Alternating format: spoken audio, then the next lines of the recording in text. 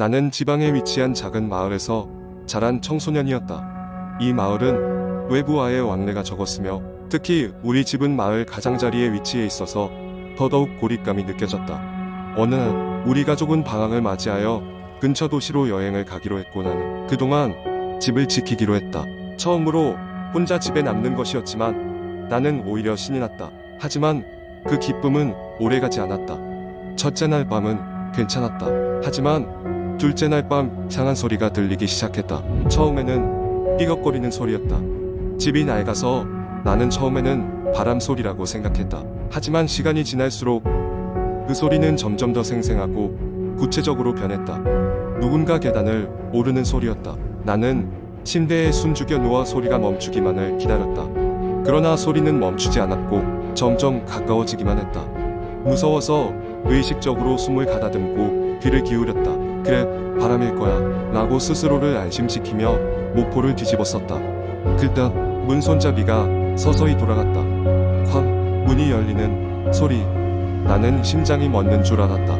쿵쿵 발소리가 들려왔고 무엇인가가 방 안에 있는 것 같았다. 나는 꿈이라 믿으며 눈을 꼭 감았다. 다음 날 아침 나는 살아있다는 사실에 안도하며 눈을 떴다. 어젯밤의 일이 그저 악몽이었다고 생각하려 했지만 내 방 문은 여전히 열려 있었다. 내가 기억하는 한 문을 잠그고 잤는데 말이다. 불안한 마음으로 문을 닫고 잠그고는 일상적인 하루를 보냈다. 하지만 그날 밤 똑같은 일이 반복되었다.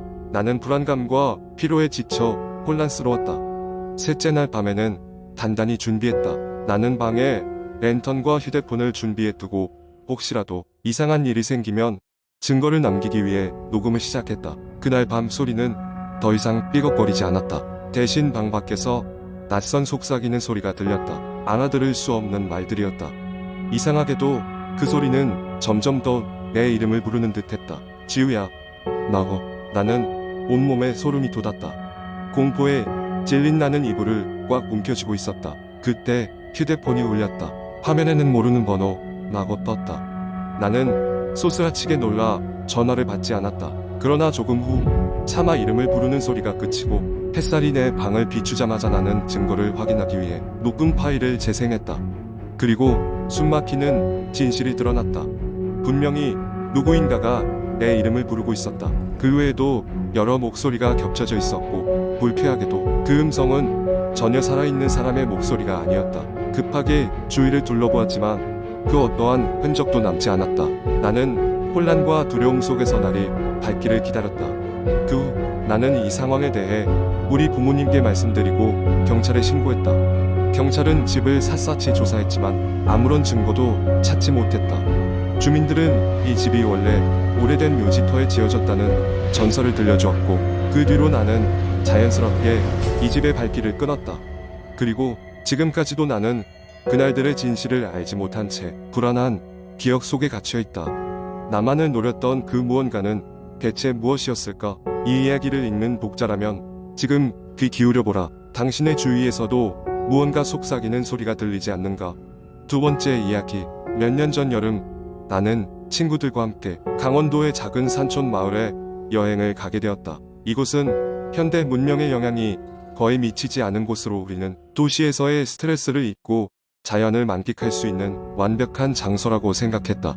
우리는 마을의 한쪽 끝에 자리한 작은 펜션을 예약했고 펜션 주인은 우리가 도착하기 하루 전에 전화를 걸어 친절하게도 길 안내를 해주었다. 펜션에 도착하자 주인은 우리를 반갑게 맞이하며 이것저것 설명을 해주었다. 여긴 밤이 되면 정말 조용하니까 도심에서는 듣지 못한 여러 소리들을 들을 수 특히 동네는 산속이라 밤에 부엉이 우는 소리도 들리고 가끔은 고양이들이 돌아다니기도 하죠. 그는 손전등을 하나 주며 어두워지면 꼭 챙기라고 당부했다. 나는 왜 이렇게 손전등을 강조하는지 궁금했지만 그냥 이곳의 관습인지라 생각하고 넘겨버렸다. 우리는 마을을 한 바퀴 산책하며 마트에서 먹을 것을 사와서는 저녁 늦은 시간까지 웃고 떠들었다. 그러다 피곤해진 우리는 하나둘씩 잠자리에 들었다. 새벽 2시쯤 되었을까? 아무리 피곤해도 잠이 오지 않아 뒤척이던 나는 이상한 소리에 귀를 기울이게 되었다. 마치 창문 밖에서 누가 엿보고 있는 듯한 느낌이었다. 내가 있는 방은 2층이었고 창밖으로는 나무숲이 우거져 있었다. 처음에는 그냥 바람 소리겠지 생각했지만 그 소리는 너무도 영악했다. 마치 누군가가 창틀을 긁는 듯한 소리였다. 떨리는 마음으로 눈길을 내어 창문 커튼을 살짝 열어보았을 때 놀랍게도 아무도 없었다. 창밖에는 달빛에 비춰진 나무들만이 바람에 흔들리고 있었다. 조금 긴장이 풀린 나는 다시 잠을 청하려 했지만 다시 그 소리가 들려왔다. 이번에는 문득 누가 열지 않은 창문을 두드리는 소리마저 들렸다. 겁에 질린 나는 친구들을 깨우기로 결심했다. 친구들은 처음에는 내가 꿈을 꿨다고 농담을 했지만 나의 심각한 표정을 보고서야 창문으로 다가와 확인했다. 그때 마치 기다렸다는 듯 창문을 쿵쿵 두드리는 소리가 더더욱 커졌다. 모든 친구들의 얼굴이 하얗게 질려갔다. 우리는 뭔가 이상하다는 것을 감지하고 펜션 주인에게 전화를 걸었지만 아무리 전화해도 받지 않았다. 불안한 마음에 우리는 거실로 나가 손전등을 챙기고 현관을 나섰다. 그때 정말 예상치 못한 일이 벌어졌다. 바로 앞마당에 있던 나무 그림자 중 하나가 우리 쪽으로 슬며시 움직이는 것이 아닌가. 그것은 분명 눈의 착각이 아니었다. 커다란 그림자는 형태를 변주하며 마치 살아있는 것처럼 우리 쪽으로 다가왔다. 우리는 패닉 상태에 빠졌다. 이성을 잃은 채 펜션으로 다시 들어가려 노력했지만 문은 이상하게도 잠겨버렸다. 그 순간 다시 전화벨이 울리기 시작했다.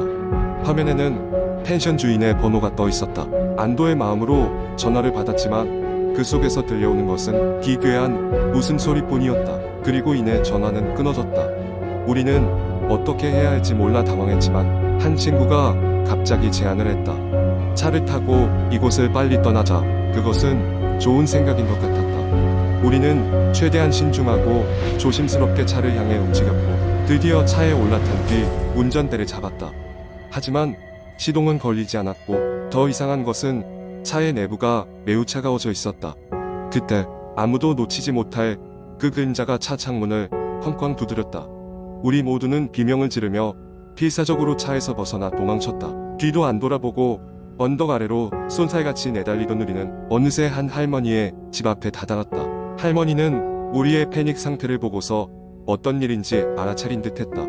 그녀는 우리를 재빨리 안으로 들이며 조용히 문을 닫았다. 그리고 나직하게 말씀하셨다.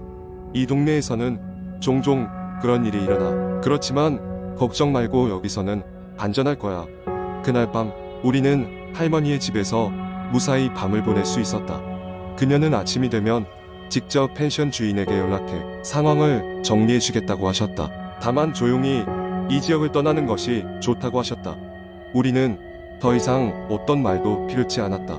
새벽이 되자마자 서둘러 마을을 떠났고 그곳을 다시 찾아갈 일은 없을 것 같았다. 마을을 떠나며 돌아봤을 때 그저 평화롭고 고요해 보이는 자연만이 우리를 바라보고 있었다. 과연 그날 밤에 우리가 경험했던 것은 무엇이었을까? 아무도 알 수 없는 일이었다. 하지만 적어도 우리는 알 수 있었다.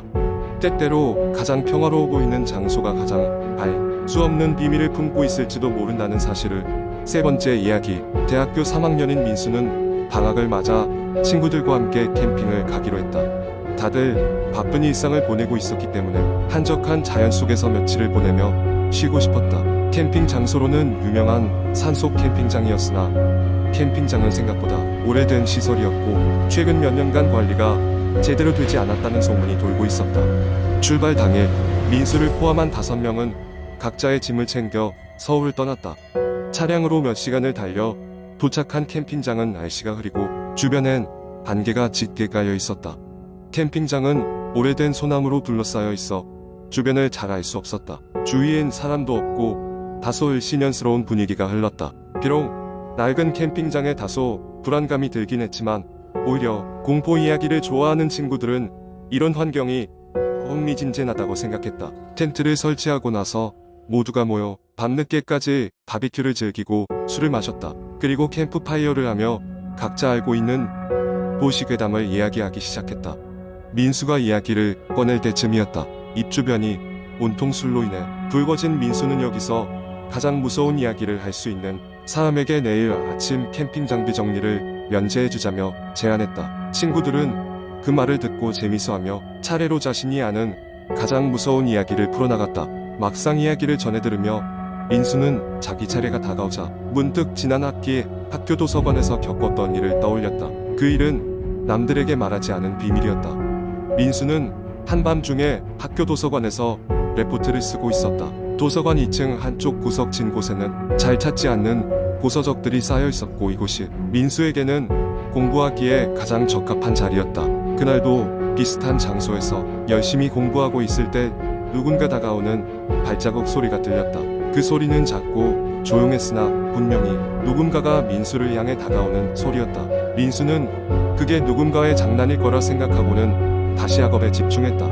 그러나 그 소리는 멈추지 않고 계속해서 민수를 향해 가까워졌다.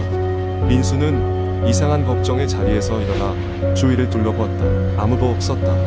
혹시 잘못 들었나 생각하며 다시 자리에 앉으려는 순간 이번에는 낮게 속삭이는 소리가 들려왔다. 우연히 그 목소리는 말할 때마다 더 가까워지는 듯했고 소름 끼치게도 바로 귓가에서 들리는 듯했다. 생각보다 생생하게 그때의 기억을 떠올리며 이야기를 전하던 민수의 목소리가 무겁게 내려앉았다. 친구들은 당연히 그 이야기의 끝을 기대하며 집중했다.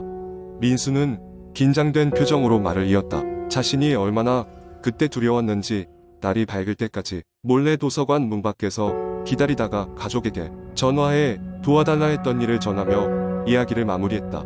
그 의도치 않은 공포의 경험을 듣고 모두의 기합이 빠진 듯 친구들은 웃으며 민수를 위로했다. 그리고 이어서 술잔을 기울이며 다른 이야기로 분위기를 풀어나갔다. 모두 피곤해지고 잘 시간이라고 판단했을 때 캠프파이어를 정리했다. 그때 산바람이 불어와 차갑게 한기를 더했다.